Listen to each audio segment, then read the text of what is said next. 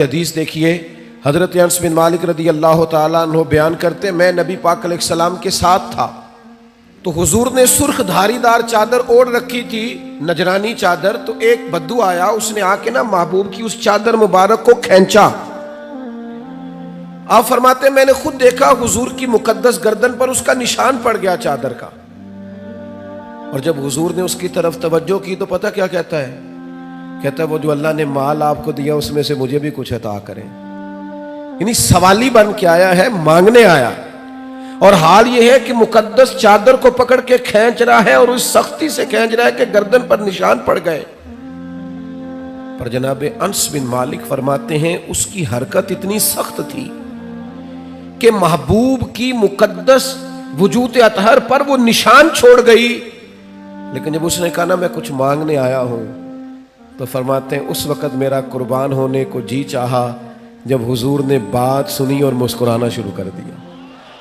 یہ کمال اللہ نے صرف محبوب کریم کو عطا فرمایا ہے، وہ اپنے پرائے کا غم کھانے والا، مرادیں غریبوں کی بر لانے والا، مصیبت میں غیروں کے کام آنے والا۔ یعنی وہ اس سختی سے مکالمہ کر رہا ہے کہ مقدس چادر پکڑ کے کھینچ رہا ہے۔ ہمارا دروازہ کوئی زور سے بجا دے نا فقیر کبھی، تو ہم کہتے ہیں بھائی تو خیرات لینے آیا ہے کہ قرضہ لینے آیا ہے؟ توڑے گا تو دروازہ؟ لیکن کیفیت یہ ہے کہ اس نے گردن مبارک پر نشان چھوڑ دیا، پر حضور مسکرائے۔ میرے دوستو، طبیعتوں میں کچھ ٹھہراؤ لانے کی ضرورت ہے۔ حضور سے بردباری کا فیضان میں مسلم میں حضرت انس بن مالک رضی اللہ تعالیٰ عنہ کی حدیث موجود ہے۔ فرماتے ہیں ایک رات ایسی مدینہ شریف میں آئی کہ ایک طرف سے آواز آنے لگی کسی کے چلانے کی، چیخنے کی۔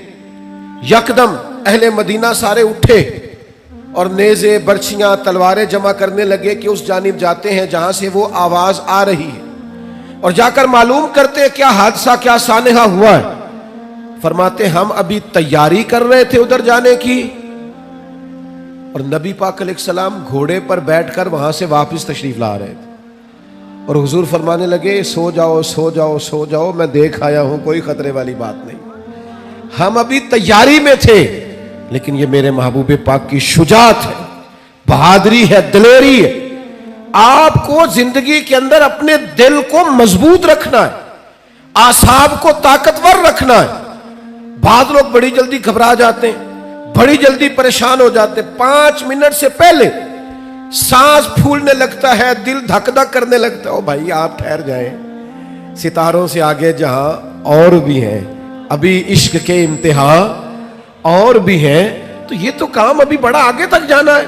لیکن گھبراہٹ، بے چینی، پریشانی یہ بندہ مومن کی شان نہیں ہے۔ پلٹنا، جھپٹنا، جھپٹ کر پلٹنا یہ لہو گرم رکھنے کا ہے ایک بہانہ۔ طاقتور زندگی گزاریں، مضبوط اعصاب کے ساتھ وقت گزاریں، ذہن بنائیں کہ زندگی میں پریشانی آئے گی، مجھے فیس کرنا ہے۔ آپ کا ذہن ہونا چاہیے۔ مجھے بتائیے جو جوان ہے اسے بوڑھا بھی تو ہونا ہے نا، بیمار ہے تو ایک وقت خدا نہ خواستہ وہ بھی تو آئے گا نا کہ بیماری بھی آ جاتی ہے، قوا کمزور ہونے لگتے ہیں۔ لیکن اگر آپ کا ہمیشہ اسی طرح پریشان رہنے کا خیال ہے تو پھر بات آگے کیسے بڑھے؟ تو حضور سے فیض مانگے، بہادری کا فیض۔ نبی پاک علیہ السلام، صحابہ فرماتے جب جنگ ہوتی تھی نا تو ہم دشمن کے سب سے زیادہ قریب نبی پاک کو پایا کرتے تھے، حضور قریب۔ ایک جنگ میں ہمارا ارادہ ہوا کہ ہم تھوڑا سا پیچھے ہٹ کے نئے سرے سے حملہ کریں، لیکن حضرت ابو سفیان رضی اللہ تعالیٰ عنہ فرماتے محبوب گھوڑے کو ایڑی لگاتے اور جنگ کے اندر جاتے اور آگے ہی بڑھتے چلے جاتے، اور آگے ہی نبی پاک علیہ السلام پیش قدمی فرماتے۔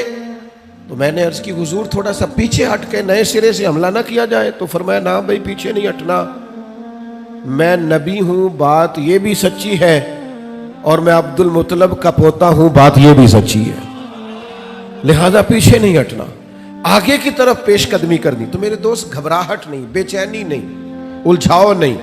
میلاد شریف والے محبوب سے یہ فیضان پائیں کہ ہم نے ہمیشہ اپنے اعصاب کو مضبوط رکھنا۔ پھر اللہ تعالیٰ نے نا اپنی حکمت کے ساتھ لوگوں کے اندر دولت کو تقسیم کیا، یہ اس کی حکمت ہے۔ سورۃ الشورى کے اندر اللہ تعالیٰ نے فرمایا کہ اگر سب لوگوں کو مال میں وسعت دے دی جاتی تو زمین میں فساد ہو جاتا، بغاوت ہو جاتی۔ سب کو مال میں وسعت نہیں ملتی، لیکن جن امیروں کو اللہ مال عطا کرتا ہے نا، ان میں غریبوں کا بھی حق ہوتا ہے۔ قرآن مجید کہتا ہے سائل کا اور محروم کا حق ہے۔ یہ جو میں کہہ رہا ہوں اس پر غور کریں، حق ہے، نہیں آپ پر، امیر آدمی پر غریب کا، آپ کا خیال ہے وہ مانگنے آیا ہے، اور اللہ کا قرآن کہتا ہے حق لینے آیا ہے، اس کا حق ہے۔ جب انسان کے مزاج میں مالی طور پر گھٹن آتی ہے نا، وہ کنجوس ہو جاتا ہے، بخیل ہو جاتا ہے۔ اللہ تعالیٰ نے مالی طور پر وسعت دے دیا، پر قلبی طور پر تھوڑی سی نا اس کے مزاج کے اندر گھٹن ہے، تو پھر بھی ماحول میں پریشانی پیدا ہوتی ہے۔ اللہ تعالیٰ بعض لوگوں کو زیادہ مال عطا کرتا ہے، ان کی ذمہ داری ہے غریب بہن بھائیوں کا، دوستوں کا، پڑوسیوں کا، سائلین کا، مساکین کا، یتیموں کا، بیواؤں کا، کمزوروں کا خیال رکھیں، ان کی مالی معاونت کریں اور ان کا حق سمجھ کر کریں کہ اللہ، حضور سید عالم علیہ السلام کا ایک فرمان اگر کبھی ہمیں یاد ہو جائے نا، تو آپ یقین کریں کہ دل کبھی تنگ نہ ہو خرچ کرتے ہوئے۔ حضور فرماتے ہیں رب تمہیں جو عطا کرتا ہے نا، وہ تمہارے ضعیفوں کی برکت سے عطا کرتا ہے۔ وہ جو تمہارے ہاں کمزور روٹی کھا جاتے ہیں نا، غریب کھا جاتے ہیں، ان کے سبب سے اللہ تمہیں دیتا ہے۔ تو اگر یہ ذہن بن جائے نا کہ اللہ تعالیٰ پتہ نہیں کس کی برکت سے دے رہا، تو پھر جب کوئی آئے تو بندے کا دل تنگ نہیں ہوگا، وہ پریشان نہیں ہوگا، مضطرب نہیں ہوگا، بلکہ ہم نے تو تاریخ میں ایسے بھی سخی پڑے ہیں کہ کوئی لینے آتا تھا تو اس کا شکریہ ادا کرتے تھے کہ یار تیری مہربانی، تو نے اس قابل سمجھا ہے کہ میں تیرے کچھ کام آ سکتا ہوں۔ نبی کریم صلی اللہ تعالی علیہ وآلہ وسلم کہ اخلاق عالیہ سے، حضور کی سیرت پاک سے ہمیں جو فیضان ملتا ہے نا، اس نقطے کو ضرور سمجھیے گا۔ یعنی آپ کتب سیرت میں یہ پڑھیں گے کہ مہینہ مہینہ کاشانہ نور کے اندر آگ نہیں جلی، چولہا نہیں جلا، کھجور پانی پہ گزارا، اور اگر ایک سونے کی ڈلی گھر میں پڑی رہ گئی ہے ایک ٹکڑا، تو نبی کریم علیہ السلام نماز پڑھا کے تیزی سے گھر تشریف لے گئے اور حضور نے اسے اٹھایا اور اللہ کے راستے میں خیرات کر دی۔ کسی چیز کو گھر میں پڑا نہیں رہنے دیا۔ گھر میں تو دعا مانگی تھی کہ یا اللہ ایک وقت فاقہ ہو، ایک وقت روٹی ہو، لیکن حضرت جابر ابن عبداللہ رضی اللہ تعالیٰ عنہ ارشاد فرماتے ہیں، بخاری مسلم دونوں میں موجود ہے، فرماتے ہیں کہ جب بھی کسی نے حضور سے سوال کیا ہے نا، تو جو چیز ہم نے حضور کی زبان سے نہیں سنی وہ نہیں ہے۔ حضور نے کبھی کسی کو لا نہیں فرمایا، یہ نہیں فرمایا نہیں ہے۔ اللہ کرے میں آپ کو سمجھا سکوں، یعنی گھر میں مہینہ مہینہ چولہا نہیں جل رہا، فاقوں کی دعائیں ہو رہی ہیں، لیکن جب کوئی لینے آیا ہے تو حضور نے کبھی نہیں کا لفظ اپنی زبان سے ادا۔ ایسا کوئی محبوب کہیں ہوگا نہ کہیں ہے، بیٹھا ہے چٹائی پہ مگر عرش نشیں ہے، اور ملتا نہیں کونین کو کیا کیا تیرے در سے، ایک لفظ نہیں ہے جو تیرے لب پہ نہیں ہے۔ اور آپ دیکھیے فاضل بریلوی کیا کہتے ہیں، فاضل بریلوی کہتے ہیں واہ کیا جود و کرم ہے شہ بطحہ تیرا، واہ کیا جود و کرم ہے شہ بطحہ تیرا، نہیں سنتا ہی نہیں، نہیں سنتا ہی نہیں مانگنے والا تیرا۔ اور اعلیٰ حضرت فاضل بریلوی رحمۃ اللہ علیہ فرماتے ہیں دھارے چلتے ہیں عطا کے وہ ہے قطرہ تیرا، اور تارے کھلتے ہیں سخا کے وہ ہے ذرہ تیرا۔ محبوب جب دھارے چلے نا، دھارے عطا کے دھارے چلے، تو پتہ چلتا ہے کہ میرے کریم نے کسی کو قطرہ عطا کیا ہے، اس کے گھر میں دھارے چل رہے ہیں، نہریں بہہ گئی ہیں۔ اور فاضل بریلوی فرماتے ہیں جب پورے تارے کھل جائیں نا سخا کے اور سخاوت کے، پورا گھر اور پورا محل روشن ہو جائے، تو اس کا مطلب یہ ہوتا ہے کہ کریم محبوب نے کسی کو ذرہ عطا کیا۔ میرے کریم سے گر قطرہ کسی نے مانگا تو دریا بہا دیے ہیں، دربے بہا دیے۔ سخاوت کا مزاج پیدا کریں، اور غریبوں کی خدمت میں بھی گزارش ہے کہ حضور فرماتے ہیں بندہ اللہ کے ساتھ اس طرح کا گمان کرتا ہے، رب بھی اس کے ساتھ اسی طرح کا معاملہ فرماتا ہے۔ سخاوت کا مزاج تو پیدا کریں۔ حضور نے فرمایا بندہ دل کا غنی ہوتا ہے، آپ ارادہ تو کریں کہ یا اللہ تو دے میں تیرے بندوں میں بانٹوں گا۔ آپ ارادہ تو کریں, وہ کریم ہے, عطا کرتے کہاں دیر لگتی ہے.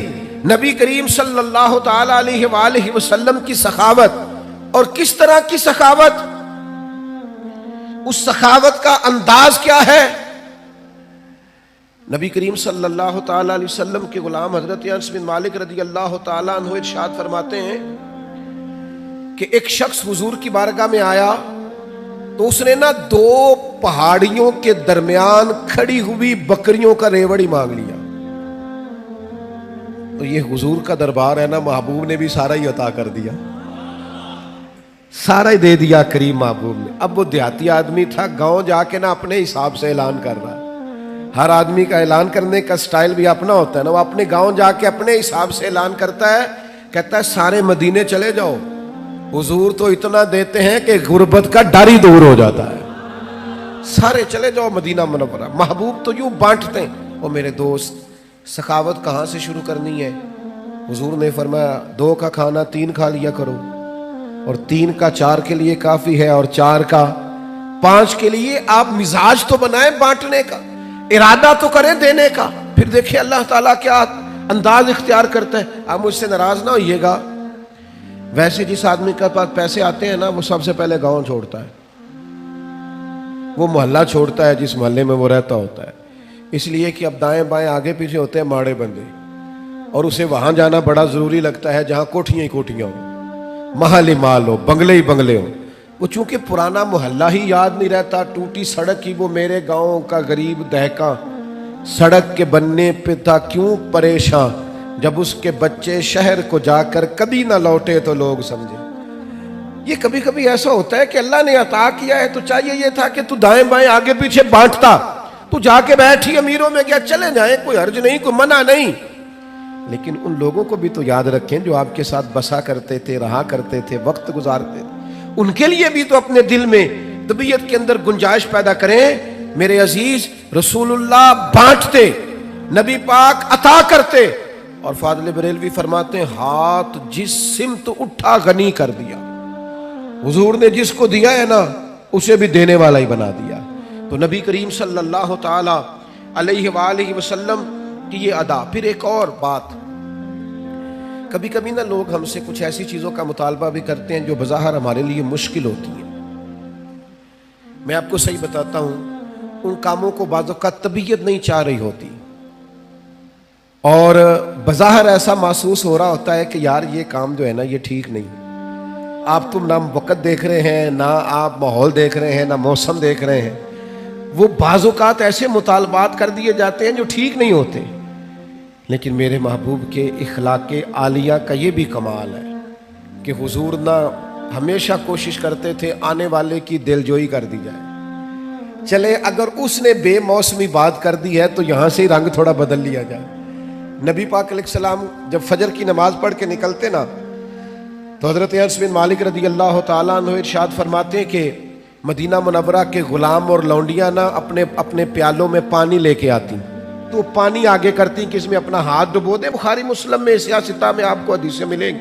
یعنی ان کا عقیدہ تھا کہ محبوب ہاتھ لگا دیں گے تو متبرک ہو جائے گا. اور حضور بھی امت کو یہ درس دے رہے ہیں اس عمل سے کہ واقعہ اس میں تبرک ہوتا ہے. نبی پاک کے دستے مبارک سے لگی ہوئی شے متبرک ہوتی. نبی کریم صلی اللہ تعالی علیہ وسلم اپنا ہاتھ مبارک رکھ دیتے, ان کے لیے تبرک ہو جاتا, وہ گھروں کو لے جاتے.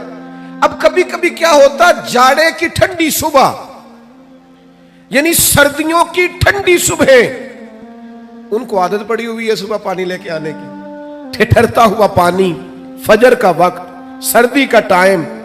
لیکن وہ غلام لا کے پیالے جیسے ہی آگے کرتے, حضرت انس بن مالک فرماتے ہیں میں سیدہ آمنہ کے لال پہ قربان جاؤں, کبھی ہاتھ پیچھے نہیں کیا, فوراً ہاتھ ڈبو دیتے. محبوب دل جوئی کرتے, کرم نوازی کرتے, عطائیں کرتے. محبوب کریم صلی اللہ تعالی علیہ وسلم نے کبھی ہاتھ پیچھے نہیں کیا. انہوں نے موسم نہیں دیکھا, وہ سردی میں لے آئے, پر یہ کریم ہے نا, اور دروازہ کریم سے کبھی کوئی خالی گیا ہی نہیں.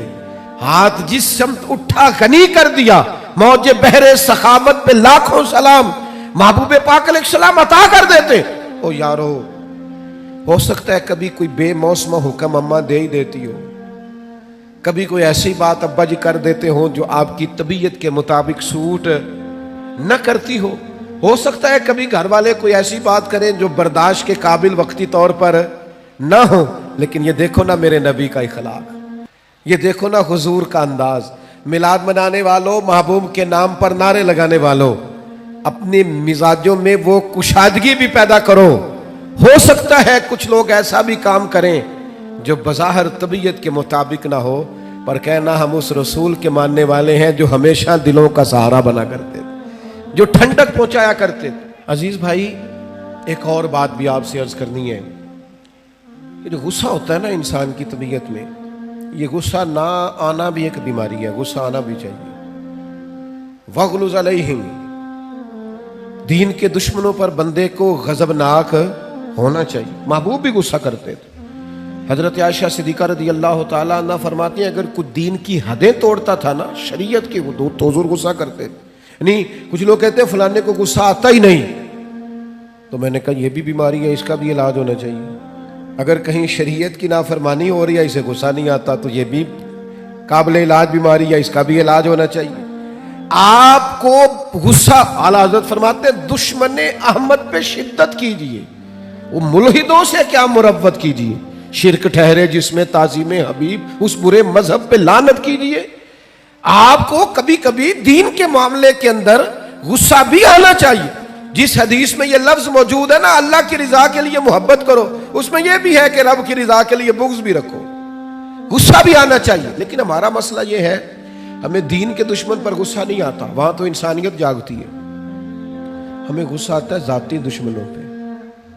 اور حضور کا اخلاق یہ ہے کہ ذاتی دشمن پر غصہ کرنا ہی نہیں، جو ذات کا دشمن ہے اس پر ناراضگی قطعاً نہیں کرنا، وہ ذات کا۔ حضرت عائشہ صدیقہ رضی اللہ تعالی عنہ نے حد بیان کر دی، یہ لفظ بیان کر کے ایک اتنا بڑا اخلاق کا دائرہ کھینچ دیا ہمارے گرد کہ ہمیں اپنی زندگی میں اس اصول کو کبھی نہیں توڑنا۔ سیدہ عائشہ صدیقہ رضی اللہ تعالی عنہ ارشاد فرماتی ہیں نبی کریم صلی اللہ تعالی علیہ وسلم نے کبھی اپنی ذات کے لیے کسی سے انتقام نہیں لیا، کبھی نہیں لیا، مسلم شریف میں موجود ہے۔ اور دوستو کبھی نہیں لیا اپنی ذات کے لیے انتقام۔ میلاد منانے کے لیے تشریف لانے والوں، حضور کی محفل میلاد میں حاضر ہونے والوں، کتنے زیادہ جھگڑے ہیں اس وقت جو فقط ہماری ذاتیات کے جھگڑے ہیں، صرف اور صرف ہم اپنی ذات کا بت بنائے، معاذ اللہ لوگوں سے دور ہو گئے۔